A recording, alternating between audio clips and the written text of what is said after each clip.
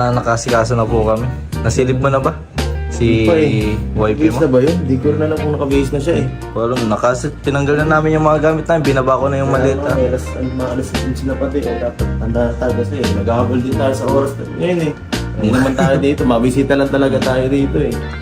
Hindi naman tayo talaga ma-stay dito naman tayo. Gusto ko lang talaga dito pakita yung lugar at na-miss ko na itong lugar. Katokin mo. At siyempre, para makita rin yan. Room service! Galit. Room service!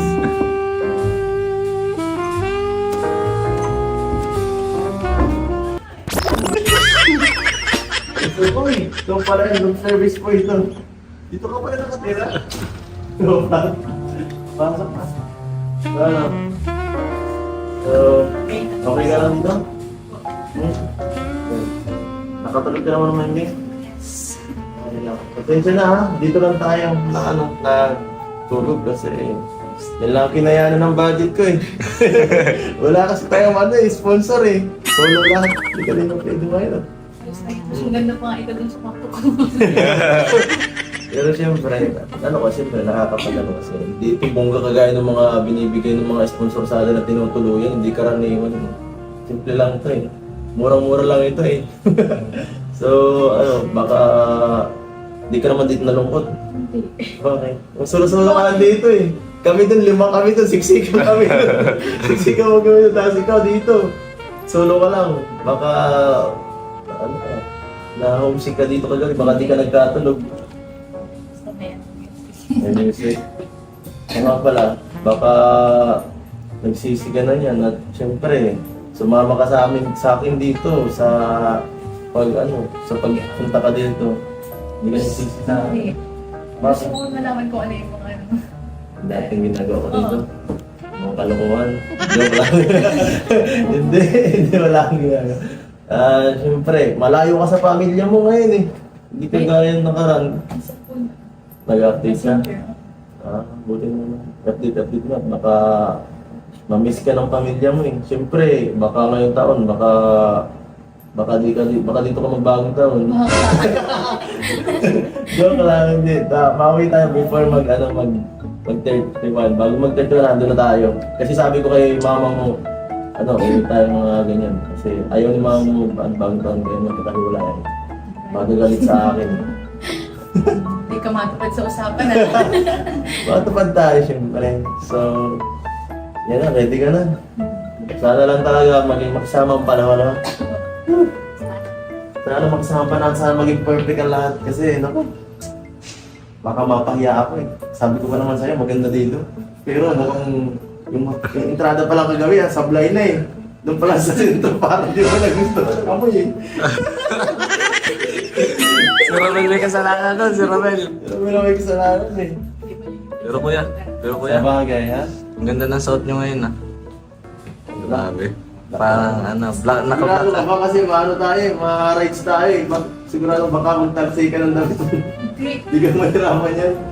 Okay, siguro may jacket naman ako, papahirap na lang kita. Papahirap na balik, papahirap na lang. Tara.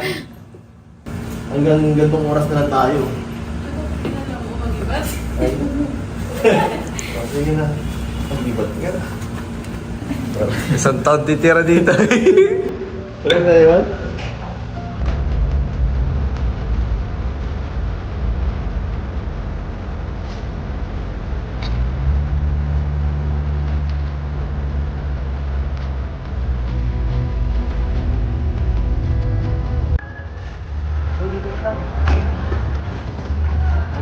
Iwan. Ay, nako. Dito na tayo. Enchanted Kingdom, guys. Enchanted Kingdom na. Ito ang una nating destination. Ito ang aking surprise sa'yo. Siyempre. Parang, alam mo na, kung nasa anniversary tayo, parang bitin ka na. Alam kong gusto mo yung mga ganito. Hindi, magkakarosin lang ako. Ito mas mas parang ito naman. Kasi sabi mo sayang yung sayang yung gusto mo dati makapag-business Swaziland, di ba? So ito na naisip ko. Dito lang sa Pilipinas, pero medyo kakawig din. Siyempre single nga lang. So okay lang kaya.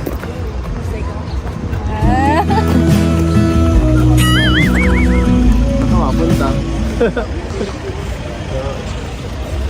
Ganda, entrance na!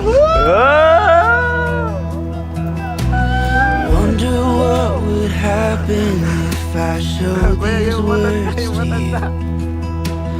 Wonder if you laugh at my simple poetry. Or even worse, would you look at me with pity in your eyes? Saying I'm Karna, huwag na nating sayangin ang oras doon. Sigurado mahaba-haba ang pilahan. Huwag mo iwawala, lagay mo sa saan. Mawala. Baka mawala yan. Lagay mo sa diyan mo, mawala. Picture. Ha?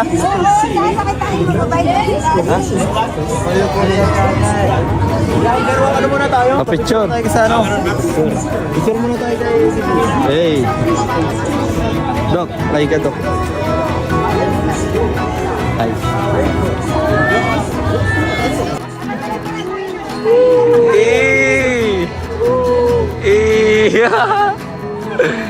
Sigaw tayo yung Enchanted Kingdom. Ano ba?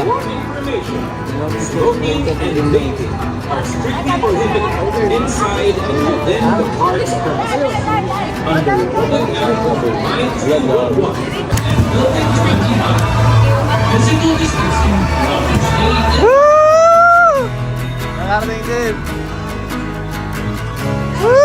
Nakarating si Beyonce. Tayo pala. Ano? Parang bata ngayon. Para tayong bata ngayon, no? Wow! Grabe, oh. Oh. Okay lang maging bata. Paminsan-minsan. Wag lang palagi. Ito. Ito tayo punta saan ang gusto kong pumunta.